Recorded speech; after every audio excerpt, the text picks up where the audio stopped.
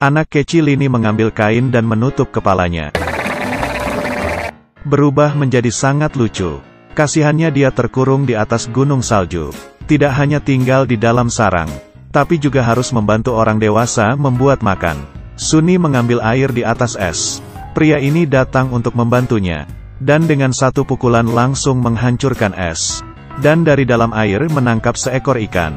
Sunny langsung memeluknya, kemudian mengambil minuman es, dan membawanya ke samping untuk dibuka. Sang pria mengurusi ikan. Sunny menggunakan gigi kecilnya untuk mengiris es. Dengan cepat tanpa berhenti. Melihat muka sang pria yang kotor, dia menggunakan kain untuk mengelapnya.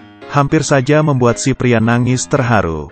Tapi kedua orang dengan susah payah mempersiapkan makanan. Tapi dibuang oleh sang paman. Aku ingin sarapan yang mewah. Sunny terkejut. Kemudian bersiap membuatkan sarapan lagi. Dia duduk di depan kayu bakar, mencoba untuk menyalakan api. Tapi paman kesal. Nyalakan api saja tidak bisa. Kamu bayi seperti apa? Ya ampun, apakah ini manusia? Demi cepat makan, paman memberikan asap api ke Sunny. Tapi melihat asap hijau di tangannya, Sunny memiliki ide baru. Dia menggunakannya untuk membakar ikan. Dan asap hijau menjadi lebih besar. Dan asap api aneh ini kebetulan dilihat oleh saudara di bawah gunung. Dia percaya itu pasti petanda dari Sunny. Memikirkan adiknya yang kesusahan, sang kakak langsung menggunakan garpu, dan mengambil senar, dan menjadikannya sepatu salju sederhana. Bersiap dari air terjun es memanjat ke atas gunung untuk menolong Sunny. Sekarang semuanya sudah siap. Keduanya sedang mendaki ke atas, menggunakan pengait dan menusuknya ke es. Lalu garpu di kaki juga ditusukkan ke es. Seperti ini satu persatu. Dengan susah payah mereka sampai di atas gunung. Melihat kakaknya yang tiba di atas, Sunny langsung memikirkan ide lain. Aku ingin minum air soda. Maunya banyak juga. Tapi pria ini melihatnya. Kemudian dia menggunakan cara ca. Pria ini sangat lembek hatinya. Dia langsung berlari mencarikan air. Menggunakan kesempatan ini, sang kakak langsung panjat ke atas, dan menggunakan penjepit untuk membukakan gembok. Tapi di saat dia ingin membawa Sunny pergi, dia menolaknya. Ternyata selama dikurung, Sunny tidak sengaja mendengar rencana besar sang paman. Meski tidak jelas itu apa, tapi Sunny merasa dia harus tetap tinggal di sini. Tapi kamu hanyalah seorang bayi. Aku bukan bayi. Karena sudah memutuskan, Sunny pun menutup kembali pintunya. Tapi sang kakak tetap khawatir. Dan saat itu Sunny mengambil karet, dan mengikat rambutnya. Menyatakan dia bisa menjaga dirinya sendiri. Pada akhirnya sang kakak tidak memaksanya lagi.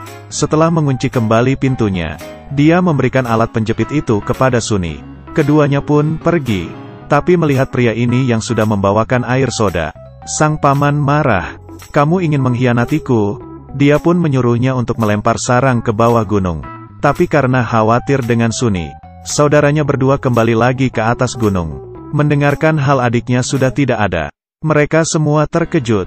Dan di saat itu, Sunny muncul dari balik mobil. Ternyata dia masih hidup. Mereka pun menghela napas. Tapi tiba-tiba muncul segerombolan anak kecil. Semuanya orang kaya. Dan mereka juga adalah tujuan dari sang paman.